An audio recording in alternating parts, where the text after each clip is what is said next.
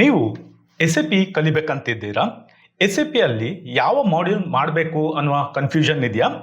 ಹಾಗಾದರೆ ನೀವು suppose accounting or else finance ಬ್ಯಾಕ್ಗ್ರೌಂಡಿಂದ ಇದ್ದೀರಾ ಅಂತ ಆದರೆ, example BCom, MCom, MBA finance ಬ್ಯಾಕ್ಗ್ರೌಂಡಿಂದ ಇದ್ದೀರಾ ಅಂತ ಆದರೆ, ನೀವು ಎಸ್ ಎ ಪಿಯಲ್ಲಿ FICO ಫೈನಾನ್ಷಿಯಲ್ ಅಕೌಂಟಿಂಗ್ ಮತ್ತು ಕಂಟ್ರೋಲಿಂಗ್ ಈ ಒಂದು ಮಾಡ್ಯೂಲನ್ನು ಮಾಡ್ಬೋದು.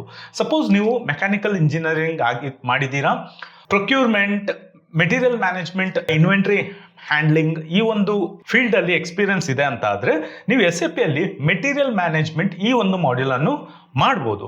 ಸಪೋಸ್ ನೀವು ರಿಟೇಲ್ ಅಲ್ಲಿ ವರ್ಕ್ ಮಾಡಿದ್ದೀರಾ, ಸೇಲ್ಸ್ ಅಲ್ಲಿ ಎಕ್ಸ್ಪೀರಿಯನ್ಸ್ ಇದೆ ಅಂತ ಆದ್ರೆ ನೀವು ಎಸ್ ಎ ಪಿಯಲ್ಲಿ SAP sales and distribution, SAP SD ಈ ಒಂದು ಮಾಡ್ಯೂಲ್ ಅನ್ನು ಮಾಡ್ಬೋದು. ಪ್ರೊಡಕ್ಷನ್, ಪ್ಲಾಂಟ್ ಮೇಂಟೆನೆನ್ಸ್ ಈ ಒಂದು ಫೀಲ್ಡ್ ಅಲ್ಲಿ ನೀವು ವರ್ಕ್ ಮಾಡಿದ್ದೀರಾ, ಎಕ್ಸ್ಪೀರಿಯನ್ಸ್ ಇದೆ ಅಂತ ಆದ್ರೆ ನೀವು ಎಸ್ ಎ ಪಿಯಲ್ಲಿ ಪ್ರೊಡಕ್ಷನ್ ಅಂಡ್ ಪ್ಲಾನಿಂಗ್ ಈ ಒಂದು ಮಾಡ್ಯೂಲ್ ಅನ್ನು ಮಾಡ್ಬೋದು. ಅದೇ ನೀವು MBA ಮಾಡಿದ್ದೀರಾ, HR ಸೆಗ್ಮೆಂಟ್ ಅಲ್ಲಿ ನೀವು ವರ್ಕ್ ಮಾಡ್ತಾ ಇದ್ದೀರಾ, ಆರ್ ಎಲ್ಸ್ HR ಸ್ಟ್ರೀಮ್ ಅಲ್ಲಿ ಪ್ಲಾನಿಂಗ್ ಮಾಡ್ತಾ ಇದ್ದೀರಾ ಅಂತ ಆದ್ರೆ ಎಸ್ ಎ ಪಿಯಲ್ಲಿ SAP HCM ಈ ಒಂದು ಮಾಡ್ಯೂಲ್ ಅನ್ನು ಮಾಡ್ಬೋದು.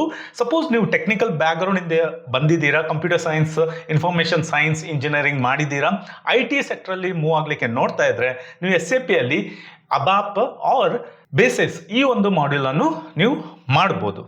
ಇನ್ನು ಇದೇ ರೀತಿ ಜಾಸ್ತಿ ಆದ ಇನ್ಫಾರ್ಮೇಶನ್ಸ್ಗಾಗಿ ರೂಟ್ಸ್ ಇನ್ಸ್ಟಿಟ್ಯೂಟ್ ನಮ್ಮ ವೆಬ್ಸೈಟ್ಗೆ ಲಾಗಿನ್ ಆಗಿ.